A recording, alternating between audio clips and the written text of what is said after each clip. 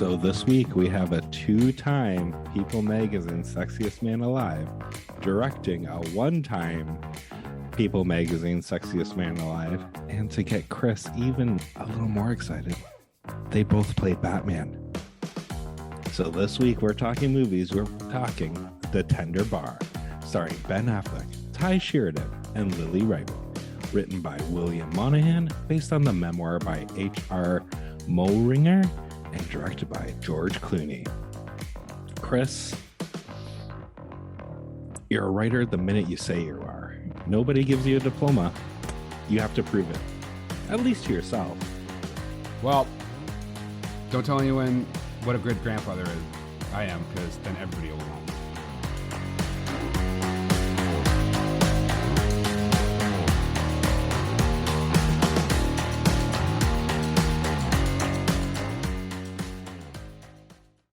Hey, everybody, and welcome to this week's episode of How'd You Like That Movie? As Scott said, we're going to be talking about The Tender Bar that came out late 2021 and went kind of direct to streaming platforms, which is exactly where it belongs. If this was the olden days, I would say this was best described as a made-for-TV movie, regardless of how many People Magazine Sexiest Men Alive are in it. Scott, take us away. Somebody sounds better for being the runner-up to last place for Sexiest Man Alive, Kris. I'm just mad that, I'm always nominated and I never win. I am beautiful, no matter what they say. So Always a bridesmaid, never a bride. That's right. And you're like, Clooney got two, motherfucker. But so obviously, based on your super dour introduction, you didn't like this, and I'm going to explain why you're wrong. Oh shit! Go, do it. This was a really good movie, and I think in terms of like winning teams, like this is a winning team, Clooney and Affleck. Oh my God. Okay, right now, hold on, sidebar. So this is yet again on a weekly basis, Scott reminding us it's a shock that he gets to be on a podcast about movies. Okay, sidebar over. Keep going, Scott. So this team up have Team Ramrod. They've won a best picture together. Or have you forgotten, Kris? What did they win their best picture for? Argo. Oh, the Clooney one where they just produced totally like acted like the Canadian embassy there didn't actually save the day. Like it was mostly the Canadian embassy that did the stuff that Ben Affleck supposedly did. That movie, that Argo. Yeah. Okay, keep going. So that still doesn't take, the Oscar away from Ben Affleck's Nightstand, because it fucking happened and they won. Same with George Clooney. It happened and they won. Whoa, hold on though.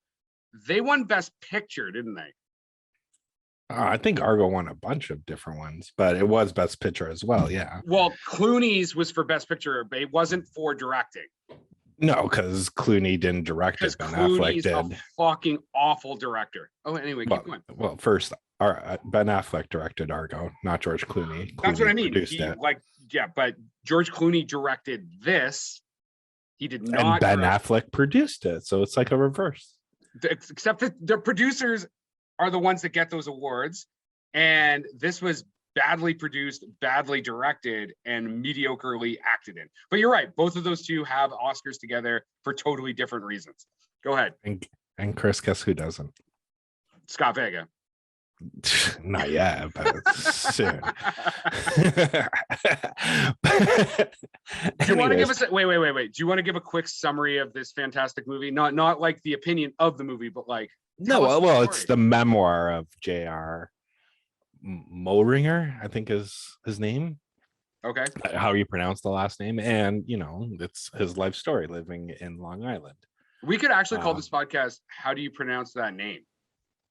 Because we've said that joke already, like numerous times. Listen to any of our earlier podcasts, and that's Kris's joke. As most of our listeners know, he's a one-trick pony.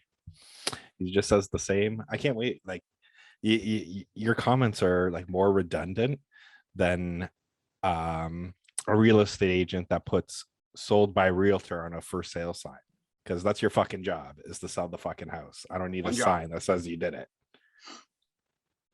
Okay. Anyway, carry on. You gonna do the summary or? Yeah, it's his fucking life story and him going to Yale and then becoming a writer and then, you know, taking all that drama and you know, he wrote a book about it and they turned it into a movie. I'm not going to give away everything. That's the story though. It's like a coming of age story. That's like, yeah. There's nothing to give away really for the most part. His dad lives in a radio. He does live in a radio. On a Mexican radio. Uh-huh. But now in terms of the writer of this film who did the screenplay, William Monahan, are you familiar? He's got some good stuff, man. I mean, he did The Departed. He did the adaptation from Internal Affairs. He did Body of Lies. And he did a couple other Darkness. He did which? Yeah. Edge of Darkness. His first film was Kingdom of Heaven with with Ridley Scott. Yeah. So go ahead. No, just go ahead. This is the Kris show. It's not the Kris show, but it's going to be for a second here.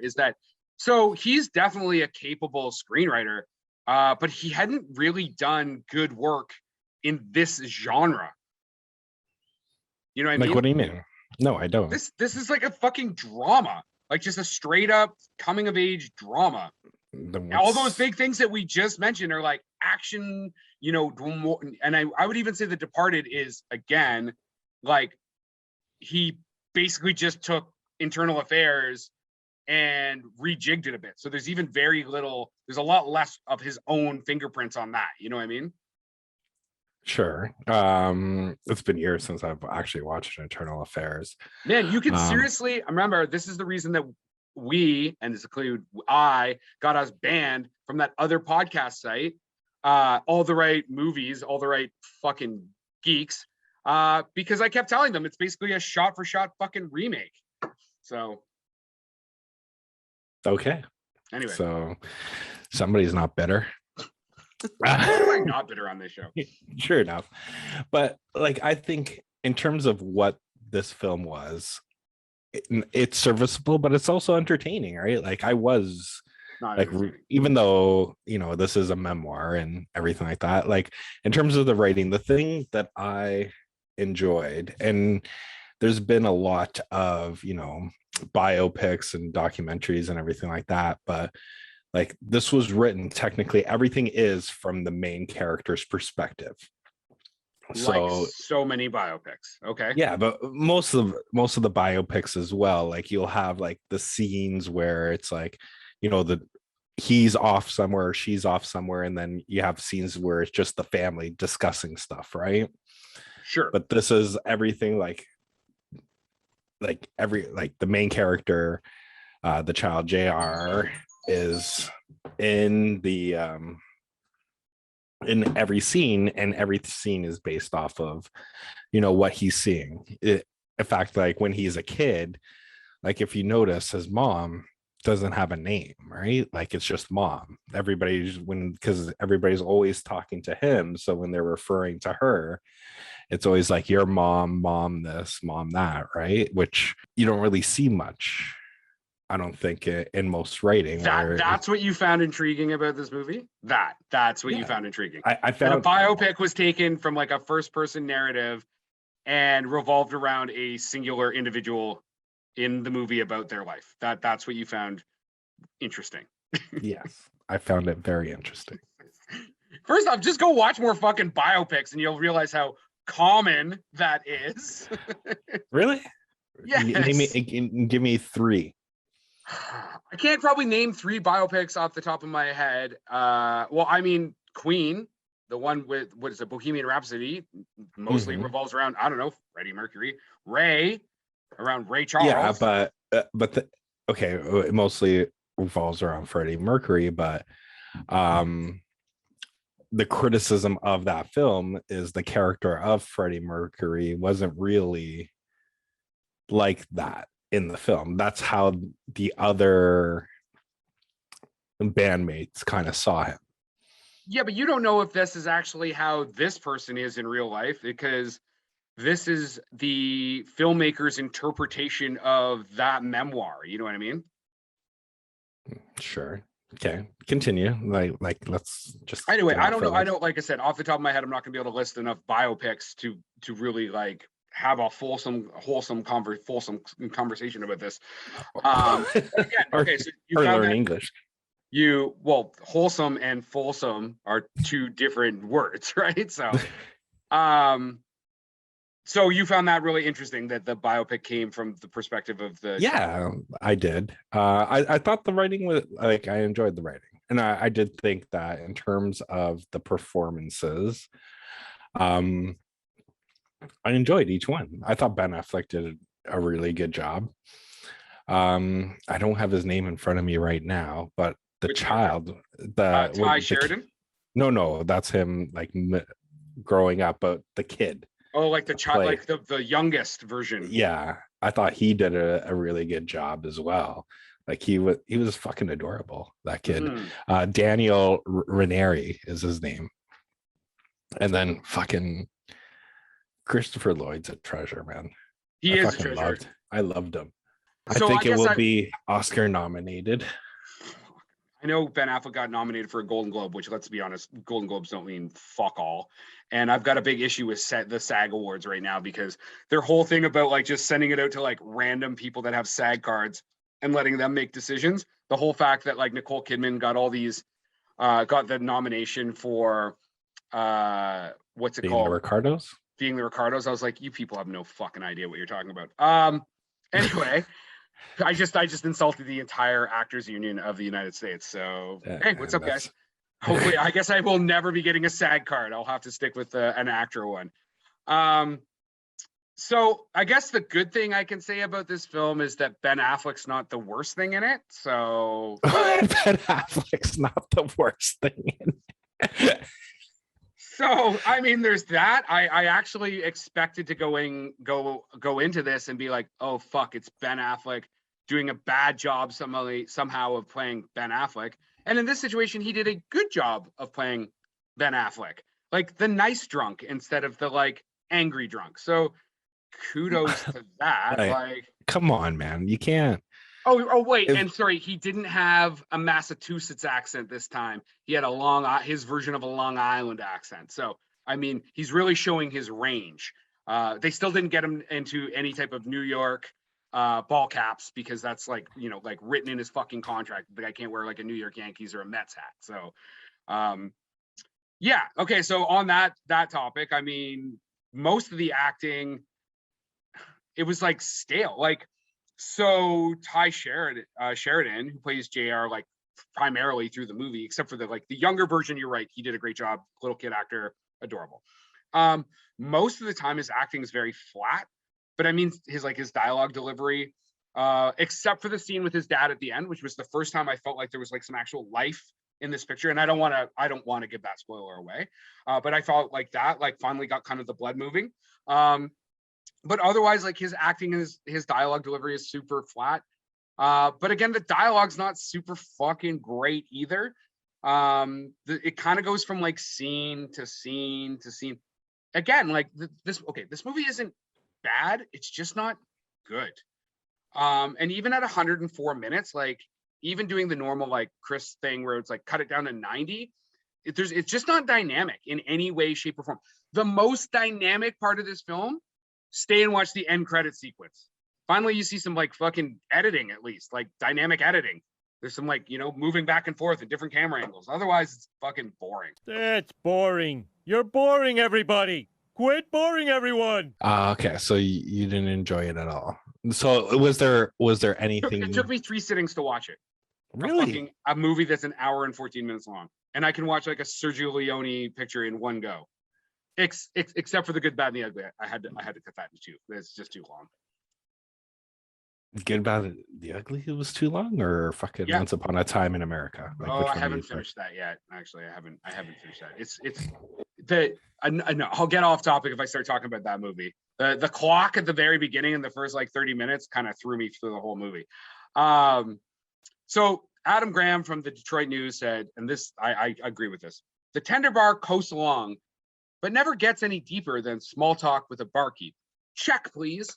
And it's true. Like, it doesn't really tell much. I've never read the memoir, so maybe the guy's life isn't super exciting, but I mean, I'm assuming it was a best-selling memoir. There's not enough conflict for you to really care about the character. Like, he's poor, supposedly. Like, you know, I know they have to move in with the family and stuff, but his life doesn't seem that bad. Like, he's got a good uncle, he's got a good mom. Even the stuff around his mom and like the surgery she has to have, it never really gets to a point where you're like worried. Like, it's, you know, he gets into a really prestigious school, but even at the beginning, they're like, we'll make it work financially. Like, you never see hardship, like real hardship. You know, to be honest, the quote or the note I made for myself is like, a better version of this is Good Will Hunting. Go watch Good Will Hunting. You had to have adversity, you have someone overcoming something. It's better written, it's better acted, it's a better version of Ben Affleck. How do you like them apples? Because it has Matt Damon in it. No, I just think, you know, after doing this with you for a while, you have a bias. If it's an actor you do not like, you go out of your way to fucking like. But I also don't think George Clooney's a very good director, so I guess it's double trouble. I mean, you got it. They're doing well on the People's Hottest Man list, but they're not doing well on the Kris performance and director list. You know what I mean? Get that crap out of here! So you don't like Clooney as a director? I'm trying to think. Not. So he did The Midnight Sky, which was awful. Monument Men, which was awful. Ides of March is okay. Confessions of a Dangerous Mind is good though. I will give him that. I was gonna say that one. That's a good one. Yeah. So but he doesn't really have many that he's directed either, right? Like the only other he's got two, like 10 films or something like that. No, he only has one. Anyway, you can count those while I keep talking because we're on the radio. You keep forgetting that. We're not Theodore Melfi was originally supposed to direct, and so he did St. Vincent and Hidden Figures. And I think this film would have been a much better film because, like, if you see St. Vincent is amazing. Like, it gets you right in the feeling place in your heart. Bill Murray, like it was. Oh, actually, McCarthy's in it as well. She does an amazing job. And Hidden Figures was really well structured. Good, like, drama, good story arc to it. Again, gets you in the feels with the emotion stuff. I just don't think that George Clooney's a very good director. I think that the screenplay might be kind of out of the realm that the screenwriter is used to working in, and so that probably has an issue. And again, the story itself, if this story is the way it's written in the screenplay, it doesn't touch on any of the stuff that really matters. Again, because there's no hardship. There's no overcoming any real adversity that you see. So, I mean, oh, wait, it was color graded like it was shot in the 70s. That was kind of cool. Oh, by the way, voiceover narration is lazy screenwriting. It's lazy. Yeah, they did it in The Wonder Years, and yes, they do it in Stand By Me. I have to go back and see if I find that as annoying then. But if you constantly use voiceover narration, it's lazy screenwriting. Father was a radio DJ in New York. They called him The Voice. He played top 40 hits, and he'd talk about the musicians. You would think in a memoir, you would have that. You don't have to, though. You can put it in the dialogue. You can do stuff like, hey, another warm 1974 day as we get ready to blah, blah, blah, blah, blah. You know, you can do things, set dressing, things that are, you know, you have the news on, you know, and as the troops to pull out of Saigon, like you can tell a story without just like ham-fistingly telling the story. They even ham-fisted the music cues, man. Like, there's some really solid music in here. I mean, it's the 70s, but it's almost like da da da da da music cue for the 70s, da da da da da music cue for the second, instead of using like more dialectic. Like, they do dialectic a bit, like when the radio's on and he hears his dad, but oftentimes it's just like scene and music cue, scene and music cue. And it's like, well, be more creative, man. Boring. You want to see music, get your bingo cards ready. You want to see like really creative use of music in film is just study the way Tarantino works with it. You know what I mean? you really just like wait, right? Like you just like this is you're just like fuck it. And I literally can see it right now. And this is probably why it took you said 2 sittings, right? Yeah. You went 3. you went No, an it took me 3. It took me 3 sittings to watch this movie. for the okay, I did it in 1 and I was thoroughly enjoyed doing it, but I can see it like let me guess, every 35 minutes you took a break. Well, I'd like watch for a section and then I'd like turn it off or I'd go to sleep. I watched it after work, right? So I was like, Okay, because what I thought you were doing, you'd watch it for 35 minutes and then you get your really long ass notebook, things Quentin Tarantino would do, and then you just literally writing out what the first 30 minutes is, and you'd be like, okay, we would have a back and forth. You wouldn't know if it's present day or not. The big reveal would be like Ty Sheridan is the older JR without knowing, because it's moving back to force. insert tight extreme close up. Put in Credence by the Water or whatever that band is. Clearwater. Yeah. No politician's son when he's not when he's applying to go to Yale. That's right. I love it. Let's go make that movie. I want to watch that movie. The one you just fucking explained. I 100% want to watch that movie. Let's do that. But I think in terms of what you're saying, like there is no adversity for him to feel. I think what they tried to what I felt they tried to do, and what most life is, he had to overcome himself, right? That was his adversity, overcoming what the traits you're born with, that like his big eye opener was when him and his uncle, who's Ben Affleck, and I still don't remember why was Ben Affleck in the jail, or not in jail, and at the hospital for. That was the one thing I couldn't I don't know if they ever really like get to it. Did he have a heart attack maybe? I don't know, but because then the narration said like the minute he got out of the hospital he started having more cigarettes. So I don't know if he had a mild stroke or something due to cigarette. But when he was like, you're drinking like your dad drank, right?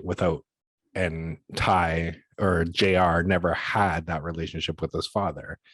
And just to see like and that's what kind of turned him around, trying to see that he's turning into his father, which is the thing he never wanted for the entirety of his life, is what you see, right?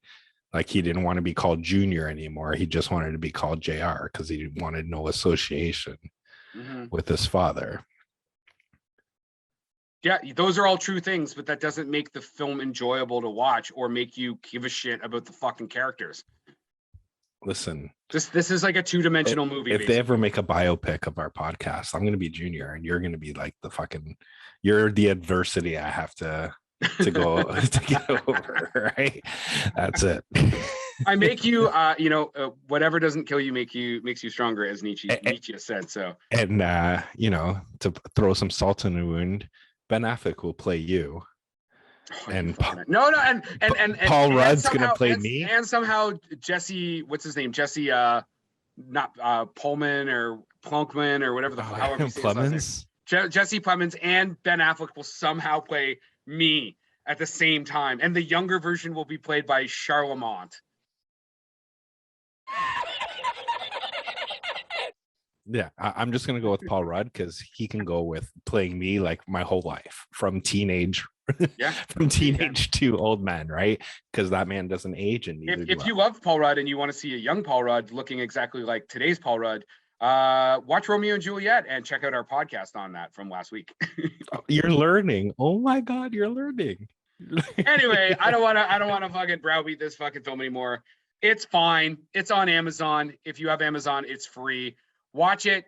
Tell me that I'm right, or watch it and tell Scott that he's wrong. No, it doesn't work that way. Also, do you want to put a bet on that this film gets nominated? Nominated for what? Like I'm gonna say- the kids teen award? Like what No. what are we, for an I Oscar? think I will get an Oscar nod. Okay, what's the bet first off? Let's talk what the amounts are here. Oh, why do we have to do amounts? Okay, what are we betting then? If it is nominated, I want a 5-minute soliloquy made by you on our podcast about how amazing I am. A soliloquy? Yeah. Well, so first Just off, like a monologue. Just you go want like a 5? You know how long a fucking 5-minute monologue is? I'm not doing that. I don't even that's care. I'm not writing a 5-minute monologue. That's a long monologue. I will write you a poem that I will about how great you are, and I will read it on the air. It would be a haiku. Maybe a haiku, but I'll write a poem of some version of a poem. How's that sound? Sure, because there's only 2 So works of nominated for art. anything. You're wanting the full gambit. It can be nominated for like fucking set dressing or music editing or something like that. You're not even gonna fucking. I'm gonna say Affleck. Affleck will get a nod. I think it's gonna be best supporting. You don't get to 'Cause- think. It's a bet. So put your fucking money where your mouth is. Yeah, I'm gonna think it'll be best supporting because the best actor is like filling up, but they don't have many in the best supporting. I don't think. Okay, so yet. what do I get if you're wrong? That's what you have to say, not me. I don't have to. Okay, if it's not nominated, I will go on the podcast and say I was wrong. And No. I know what I want. I don't know if you can do this. I want you to wear a shirt with my face on it.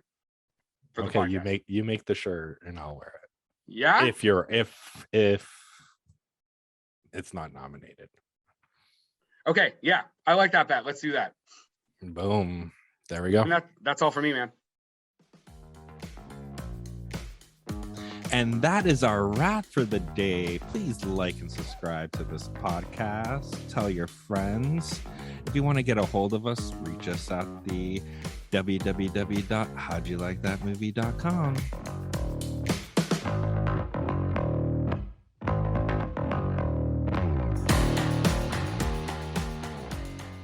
Oh man, you're so getting a picture of me like half naked, like laying on a rug or something. Oh, is it going to be your Tinder profile? A picture of your Tinder profile? Oh yeah, man! I can't wait for you to wear that shirt with my face on it. I'm glad it wasn't like a fucking Logan Paul like fucking bet where you're like, you got to tattoo my name on your body. Production by Rod Shaver, Vader Monkey Productions.